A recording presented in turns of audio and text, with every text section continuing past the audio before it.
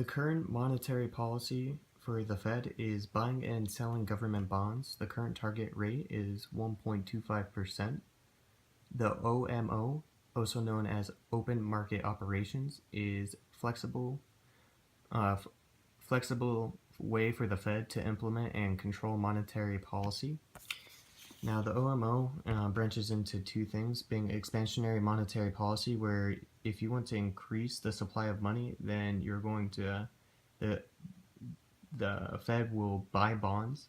Now, if they wish to do contractionary monetary policy, to decrease the supply of money, they will start selling bonds, so the public has less money because they are currently buying into that.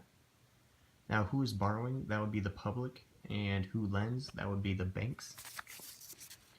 Our current interest rate, as previously stated, is 1.25%, which is shown on this graph. We have our money supply and our money demand. So if our money supply were to shift over, it would increase the interest rate to a higher amount for the money being demanded. Now, if the inflation, let's pretend it would go up. So inflation drives prices up and the value of money goes down, which is shown in this graph, where we have the value of money having a negative correlation as the price level goes up. You can see it going from the equilibrium from here at A to B on the money demand and the money supply.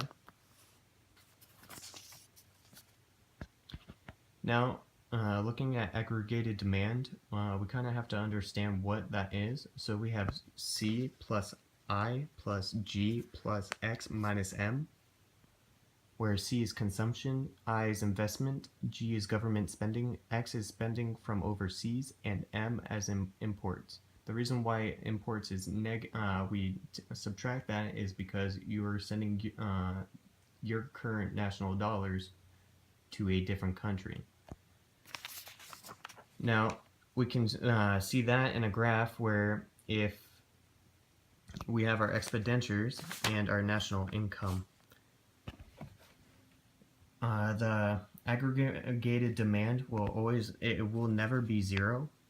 But that's why we have our regular slope, and then we have the aggregated demand where it's regularly increasing. Where if we have inflation, you'll see an increase in expenditures, which would then give you a aggregated demand line 2. And that is pretty much what I have. Thank you for watching. And this is my Unit 4 milestone.